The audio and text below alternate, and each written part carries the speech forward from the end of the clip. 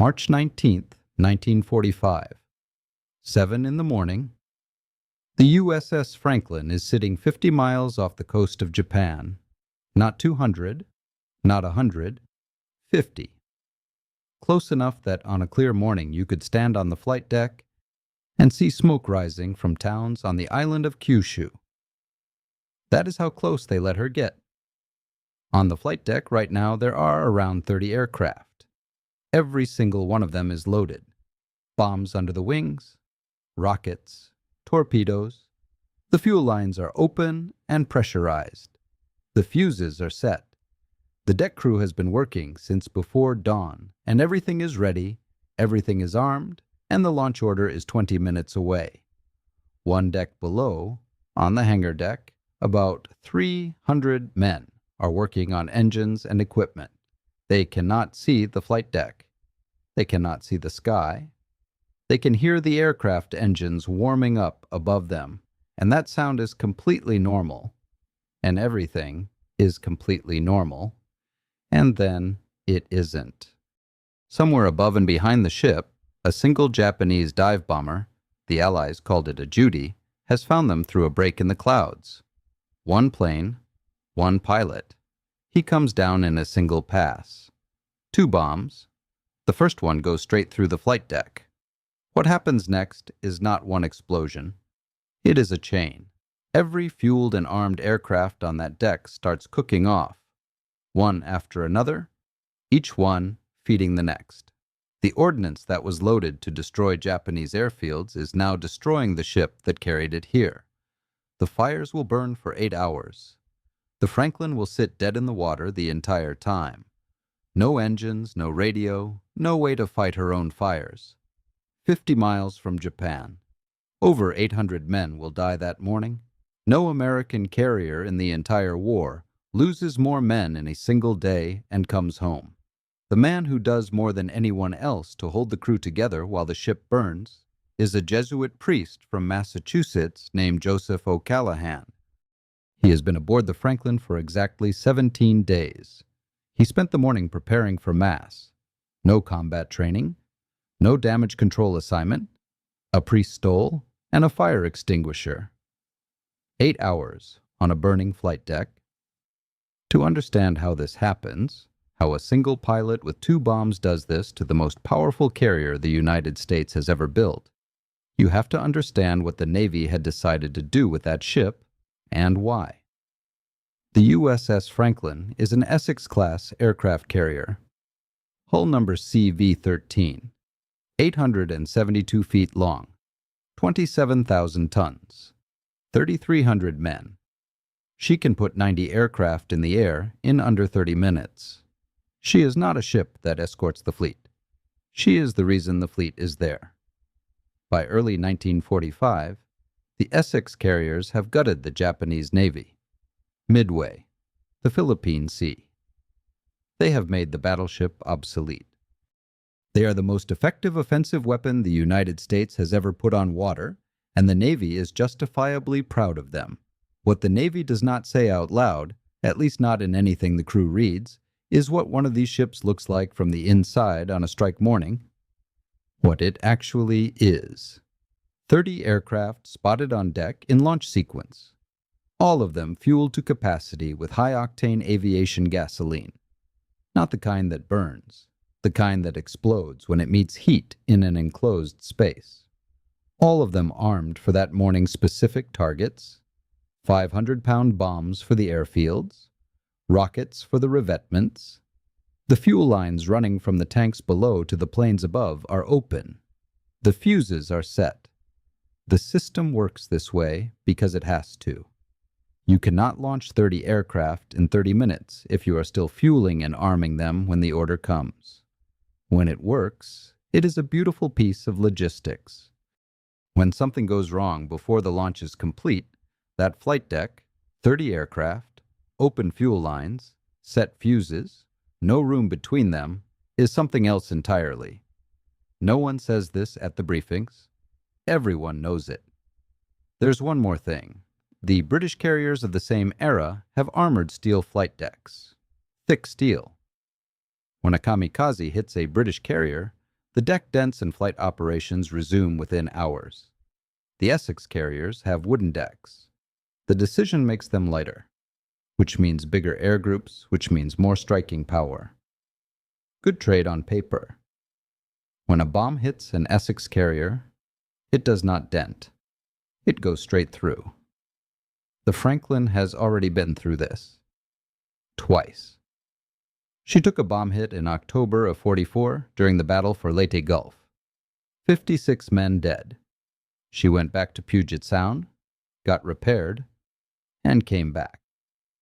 The crew calls her Big Ben, from the hull number, CV-13.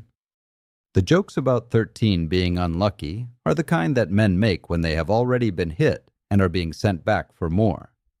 In early '45, as the campaign moves toward the Japanese home islands, the Navy makes a decision. The target is the airfields on Kyushu, southern Japan, because those airfields are producing the kamikaze attacks that have been killing sailors all across the fleet. The invasion of Okinawa is 6 weeks away. Every Japanese plane destroyed on the ground before April 1st is one that cannot be used against the landing force. To hit those airfields effectively, the carriers need to get close. 50 to 70 miles is the number that comes out of the planning. That distance puts the strike aircraft over their targets faster, gives them more time on station, makes the whole operation more effective. It also puts the carriers within easy range of Japanese land-based aircraft operating from those same Kyushu airfields. The Japanese know exactly where the American fleet is. They have been studying American carrier doctrine for 4 years. A carrier 50 miles offshore, running morning strike operations, is not a surprise to them. She is precisely where they expected her to be. The Franklin is the flagship of Task Group 58.2. The day before the attack, March 18th, the task group launched strikes against southern Kyushu. The Japanese hit back. The carriers Enterprise and Yorktown took damage. The air is contested. Everyone on the bridge knows it. They launch again the next morning anyway, because that is the mission. Father Joseph Timothy O'Callaghan has been aboard for 17 days. He is 39 years old. Before the war, he was a professor, mathematics, physics, then philosophy, at the College of the Holy Cross in Massachusetts. He is a Jesuit, which means he has spent years asking hard questions and demanding precise answers. His job on the Franklin is to say Mass, visit men in sick bay, and be present when men need someone present. He has no battle station. He has no damage control assignment. On the morning of March 19th, he is in his quarters getting ready for Mass when the deck above him tears open. Before the bombs, there is the life. And the life starts with the numbers. 3,300 men. 872 feet of ship. Do the arithmetic. What you get is not a living space. It is a number the Navy decided to call acceptable. The bunks are stacked 4 high.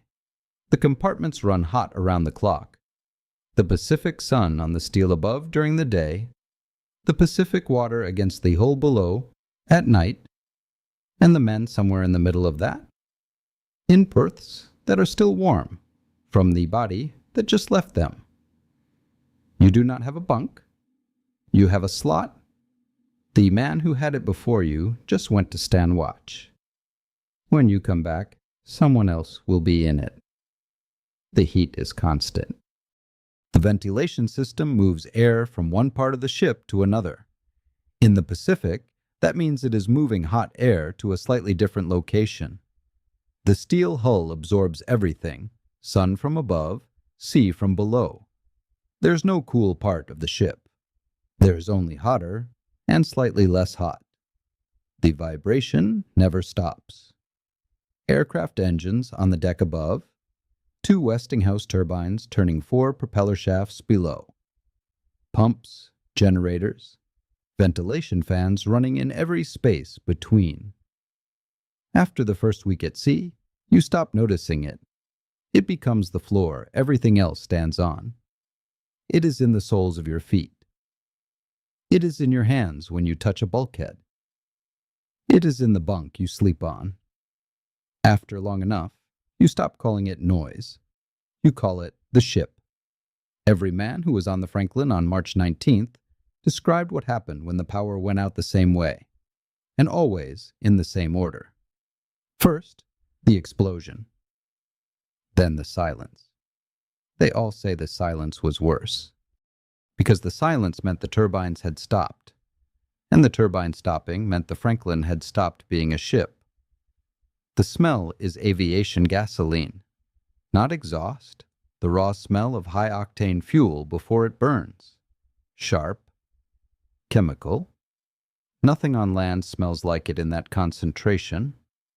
It is in the hangar, in the passageways, in the berthing compartments, in the clothing, in the mattresses. Men who served on Pacific carriers said they could catch that smell decades later, a certain combination of heat and summer air, and be back on the ship before they knew what had happened. It is the smell of the ship. It is also the smell of what the ship is carrying, and what the ship is carrying is everywhere, always, in quantities that can turn one bad morning into what March 19th becomes. You eat standing up, in shifts. The mess compartment never fully clears between seatings. The food is better than a destroyer, more refrigeration, more storage, but the schedule does not adjust for combat operations or weather, or the particular exhaustion that builds in a man after 2 weeks at flight quarters. You eat when the rotation says to eat. You sleep when the watch cycle says to sleep. The ship's rhythm is the only rhythm. The ship does not negotiate. On the morning of March 19th, some of the men on the hangar deck have not had a hot meal in days. They are in line when the bombs come through the deck above them. The war damage report says there are 2 known survivors from the hangar deck. 2. The Franklin's crew has been at flight quarters since before dawn. The aircraft are spotted on deck in launch sequence while it is still dark by men working on equipment they know well enough to operate without looking at it directly. Every fitting has a specific place. Every coupling has a specific sound when it seats. The fuse pin goes in one way. 30 aircraft, fully armed. 20 minutes to launch. 1 Japanese pilot finds them in a break in the clouds. Everything that happens in the next 8 hours is already loaded and waiting on that deck. He is flying alone, not a coordinated attack, not a wave. 1 pilot in 1 plane who found the carrier through a hole in the overcast and came down in a single diving pass. He drops 2 semi-armor-piercing bombs, each weighing around 250 kilograms. Both hit. The ship's navigator, Commander Stephen Jurika, sees the aircraft sweep over the bridge. He logs the time. 7:07. The blasts throw him into the steel overhead. On the bridge, Captain Garris is knocked off his feet. The forward elevator, 32 tons of steel, rises into the air and vanishes inside a column of flame and black smoke. The first bomb punches through the flight deck on the center line and detonates in the forward hangar. It blows the elevator upward, sets the hangar on fire, and knocks out the Combat Information Center. The second bomb hits the after-flight deck, right in the middle of the spotted aircraft, and detonates above the hangar. The aviation fuel system in the after section is full of gasoline, not flooded with inert gas the way procedures require. Gasoline. The detonation causes a vapor explosion that tears through the entire hangar deck in seconds. The war damage report is specific about this. There are 2 known survivors from the hangar. On the flight deck above, the chain reaction is already running. Fuel goes first, burning sheets spreading across the deck into every gap between the aircraft. Then the bombs start cooking off as the fires reach each plane, one after another, not all at once, but in a sequence with no pattern and no warning, going on for 5 hours. Among the ordnance loaded that morning are 12 Tiny Tim rockets, These are not small weapons. Each one carries a warhead equivalent to a 500-pound bomb, driven by 148 pounds of solid rocket fuel, designed to punch through reinforced concrete. When the heat reaches them, they launch, not toward Japan, sideways, down the length of the flight deck, in whatever direction they happen to be pointing. Some go into the ocean, some go straight up the deck, some detonate on the ship itself. Men on nearby ships watch the rocket streak in random directions across the Franklin's deck. What they are seeing is not a ship under attack. It is a ship destroying itself. The men on the flight deck have almost no choices. The railings are 80 feet above the water.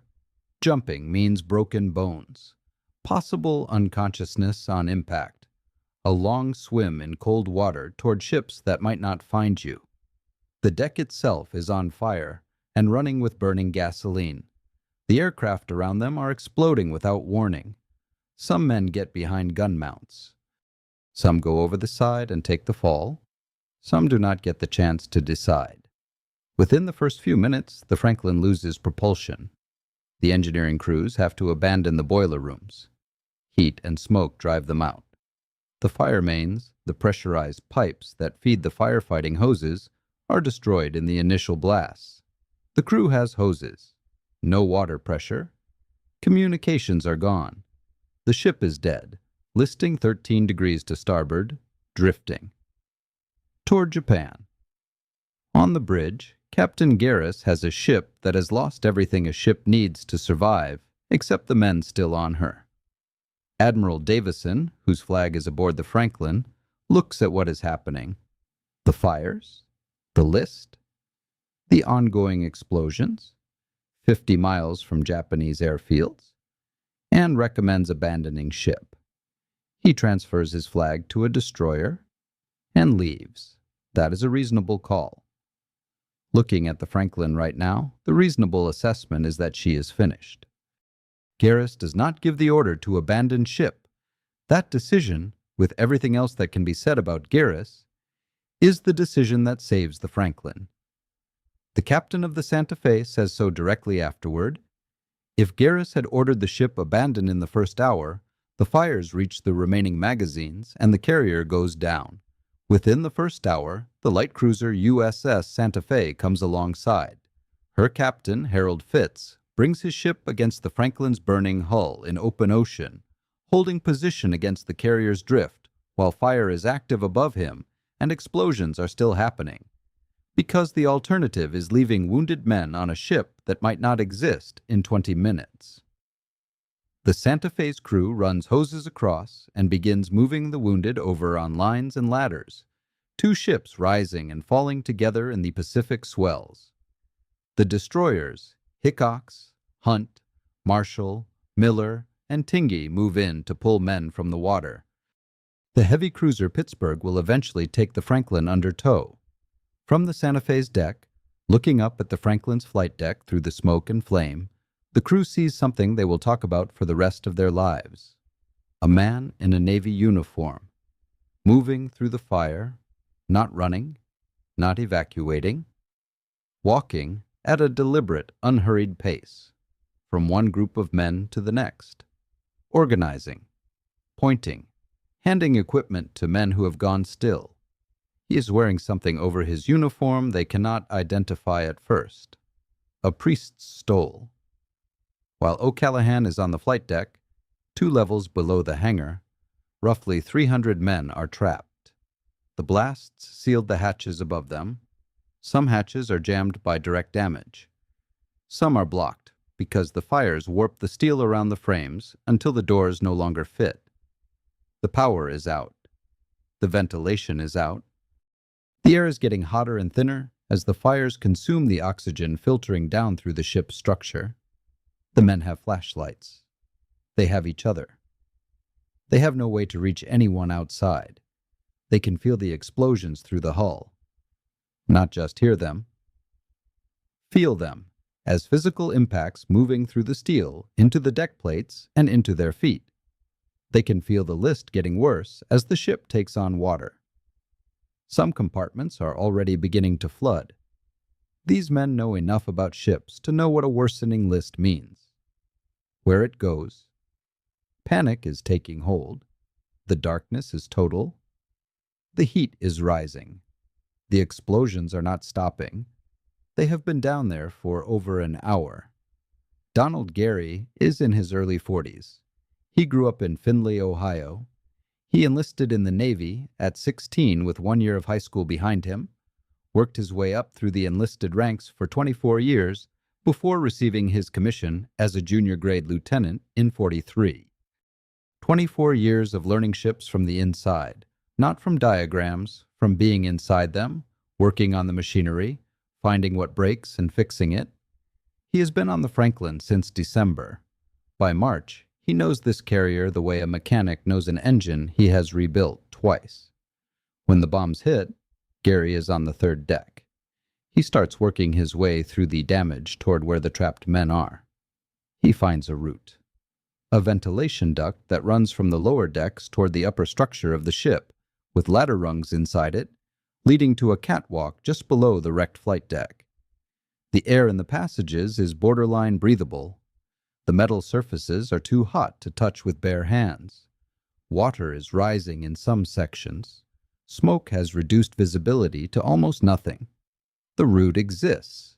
Gary goes in. He moves by feel and by the blueprint he carries in his head, in darkness with a flashlight showing him just enough. He finds the messing compartment, gets the hatch open. He tells the men inside, "Follow me, stay low. Hold on to the belt of the man in front. Do not stop moving." He leads them through the duct, up the ladders, through the smoke, to air. Then he turns around and goes back in. The second trip is harder. More heat has pushed down from the fires above.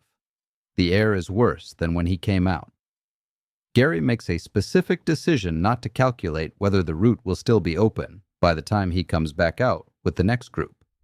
He knows that if he runs that number, he will not go back in.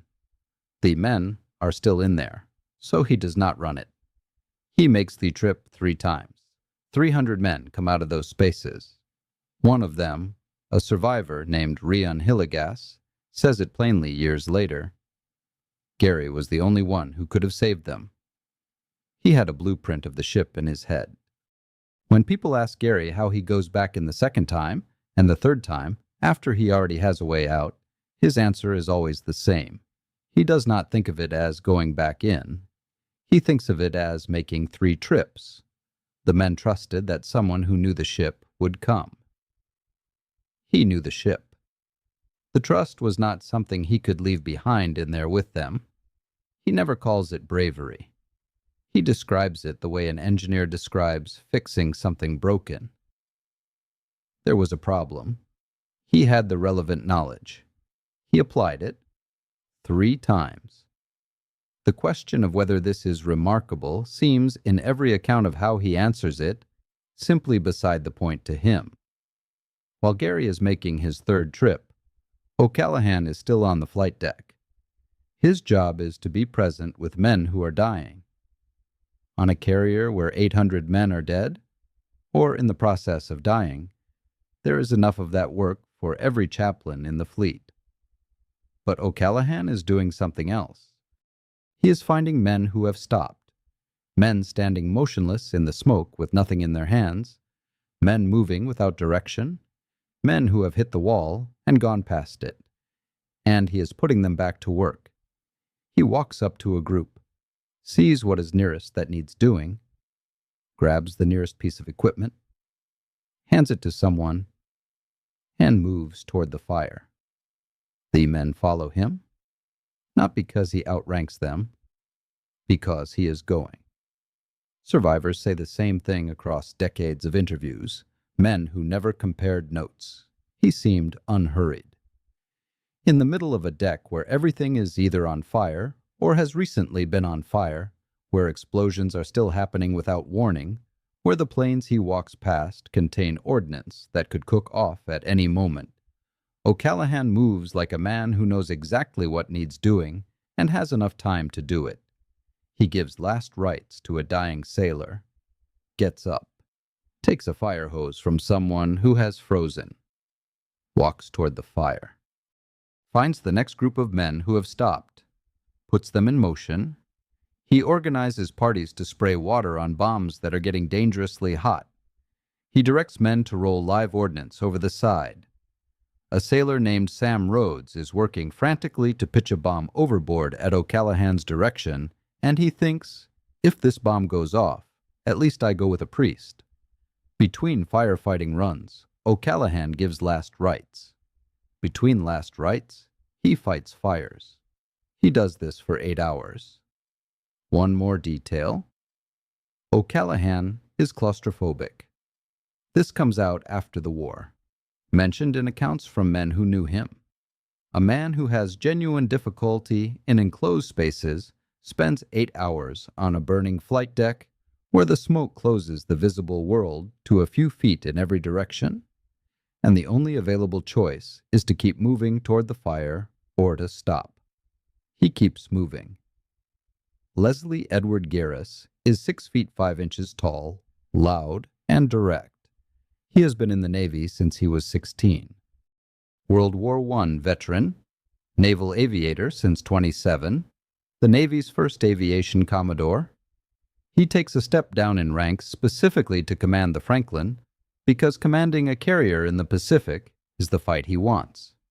He takes command in November 44, right after the first kamikaze hit. At the change of command ceremony, he tells the crew the damage was their fault.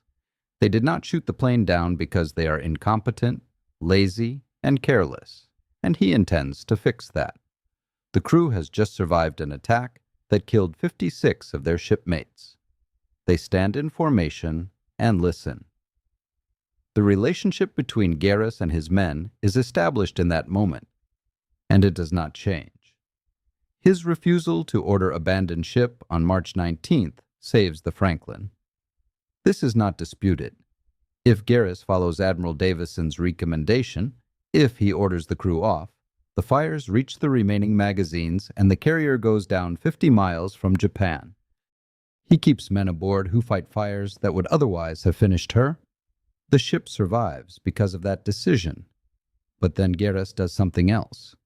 When the Santa Fe comes alongside, Garris orders the wounded evacuated and tells the air officer to get off anyone who will not be needed to save the ship. The wording is vague. Communications are out. The ship is on fire and listing. Hundreds of men understand this as the abandoned ship order that was never officially given. They go to the Santa Fe on the lines and ladders, into the water, onto the destroyers that are pulling men from the sea. Approximately 1,700 men leave the Franklin that morning. About 700 stay aboard.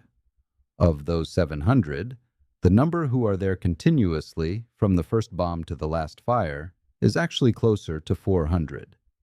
The rest come back during or after the crisis. Garris makes a list. He calls it the Big Ben 704 Club. 704 men who, in his assessment, stayed with the ship. They get recognition. Everyone not on the list, the 1,700, is, in Garris's formal written assessment, a deserter.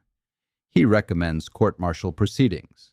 He demands written explanations from officers and enlisted men who left, asking why they abandoned a vessel under damage when no order to do so had been given. The 1,700 include men who were ordered off by their own officers. Men so badly wounded the Santa Fe's crew had to carry them across because they could not move. Men blown into the water by explosions. Men who jumped from sections of the ship that were fully on fire because the only other option was to burn. Men who looked at a carrier with both decks burning, engines dead, and a worsening list, and made the judgment, with everything they could see and hear and feel in that moment, that the ship was going down and staying meant dying with her. Some of those men are wrong about the ship going down, but the judgment they make, with what they have at the moment they make it, is not unreasonable. An admiral on the same bridge makes the same assessment and recommends abandoning ship.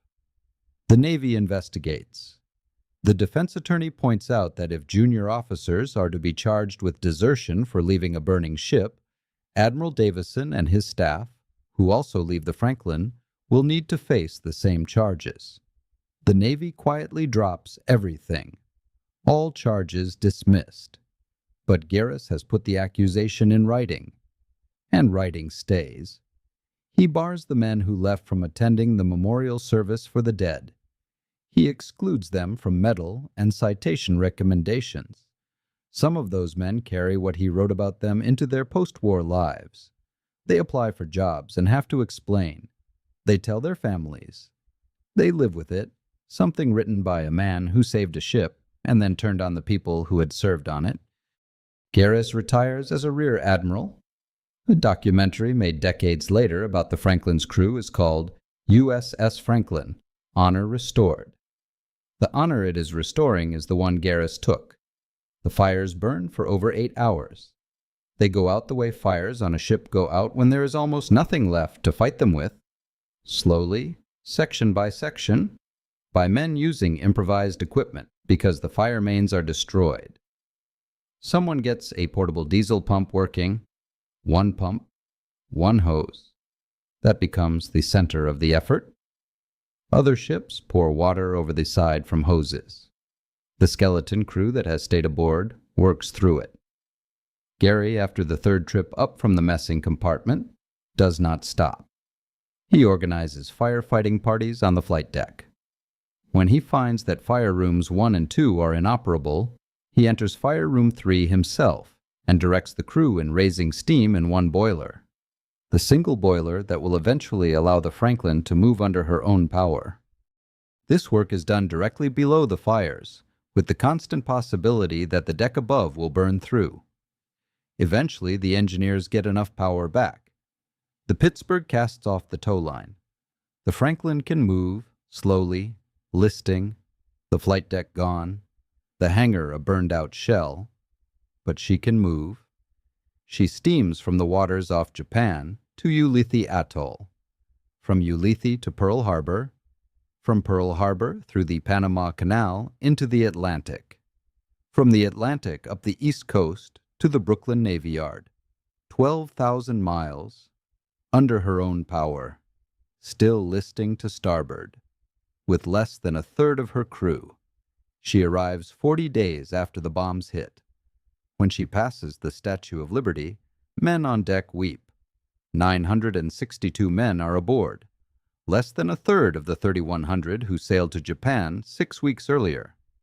Garrus cons the ship into the berth himself, refuses tugboats. When the bow crosses the Navy yard line, he says, "It's all yours," and walks off the bridge. The workers at the yard come out to watch. What they see is a ship that has no business being afloat. The flight deck is gone. The island is burned to the frames. The hangar is a hollow space with scorch marks on everything. She is the most heavily damaged American warship to reach an American port under her own power in the entire war.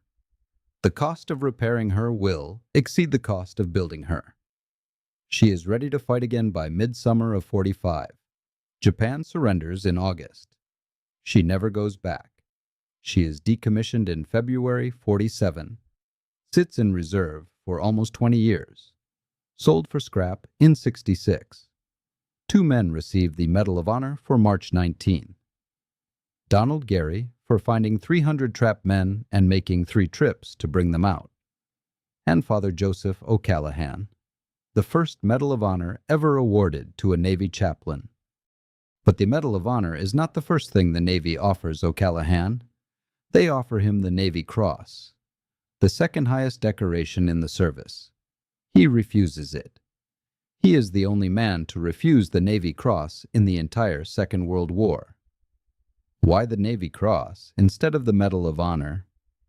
It is speculated at the time, and widely accepted since, that giving O'Callaghan the Medal of Honor would draw the kind of public scrutiny to the Franklin attack that the Navy does not want.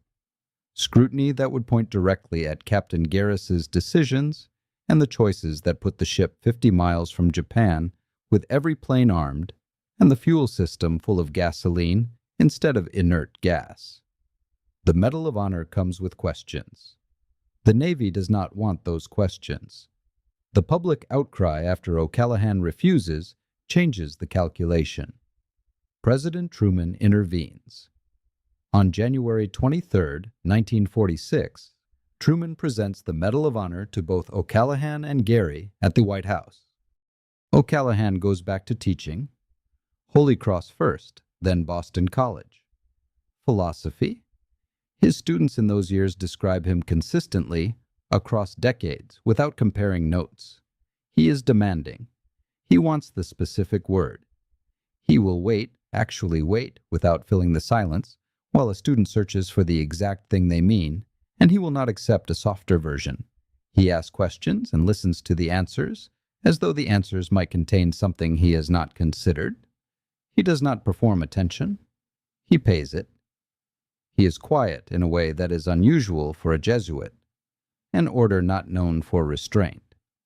His students know about the Medal of Honor because it is public record, and someone always looks it up. He does not raise it himself. When a student asks directly, he says the events of March 19th are described in his memoir, and he would prefer to discuss what is on the syllabus. Not dismissive, not modest, just focused on what he is there to do. His memoir was published in 1956. I was chaplain on the Franklin.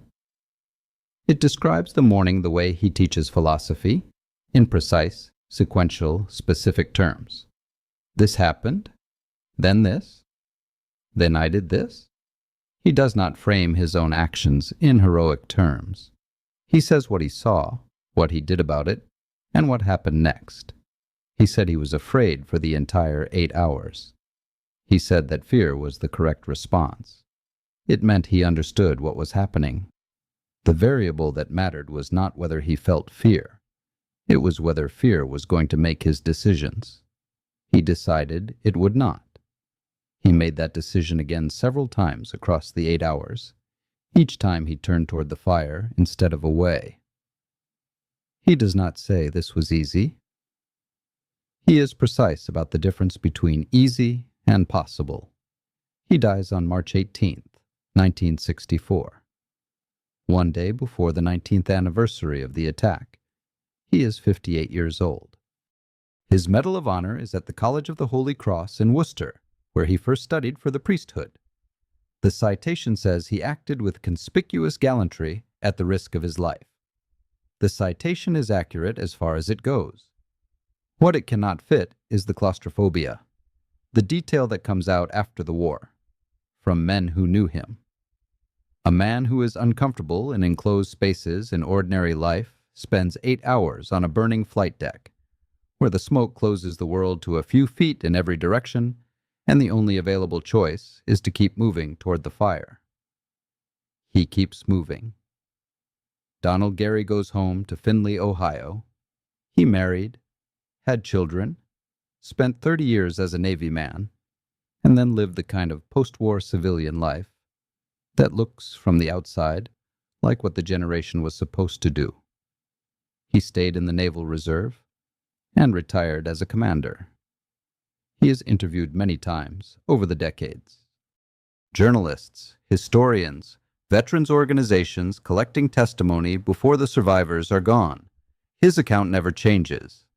It is always brief. The brevity is not evasion.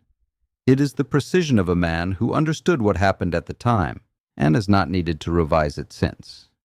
He says the men were in the compartment, and he knew the route. He says the first trip confirmed the route worked. The second trip was harder, more heat, worse air. The third was harder than the second. On the second and third trips, he makes a specific decision not to think about whether the passage will still be open when he comes back out. If he calculates that, he does not go back in. The men are still in there, so he does not calculate it. When people ask how he can return to a burning ship twice after he already has a way out, his answer is the same every time.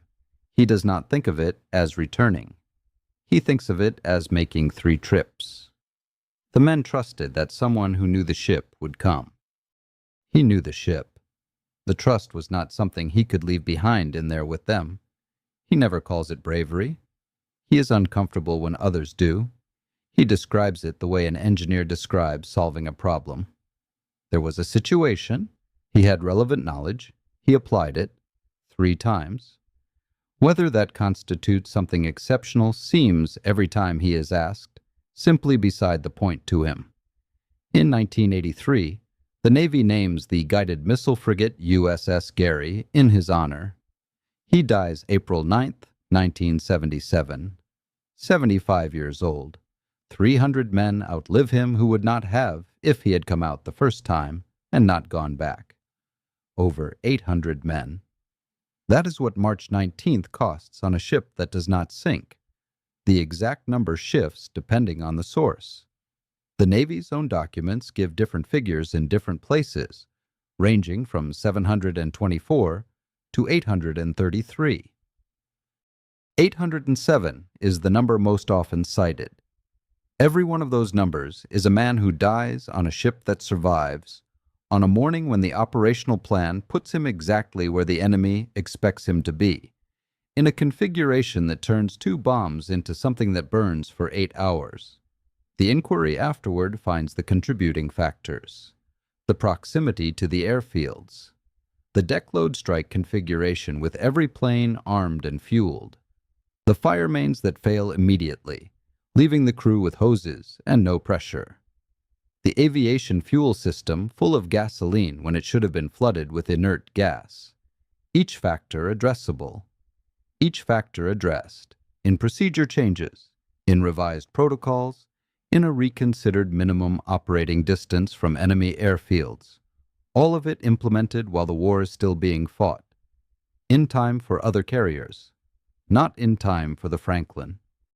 The men who come out of that morning alive, 2,400 of them, take March 19th with them into everything that comes after. The Navy of 1945 has no language for what they are carrying. A man is fit for duty, or he is not. There is no category in between. No recognition that a man can be physically whole and functionally changed by what he has lived through. They scatter into the post-war world. The argument about Garris and the 704 Club, about who deserved what, and who was treated fairly, and whether the distinction Garris drew was justice or cruelty, goes with them. Reunions over the following decades carry a tension that other ships' reunions do not have, a division that does not fully resolve, a question that the Navy closed on paper, and the men could never quite close in their heads. The Franklin comes home. Over 800 men do not. A Jesuit priest walks toward fire for 8 hours because he decides that fear will not make his decisions for him. An engineering officer goes back into a burning ship twice after he already has a way out because 300 men are in there, and he knows the route. And the trust they placed in someone coming is not something he can leave behind.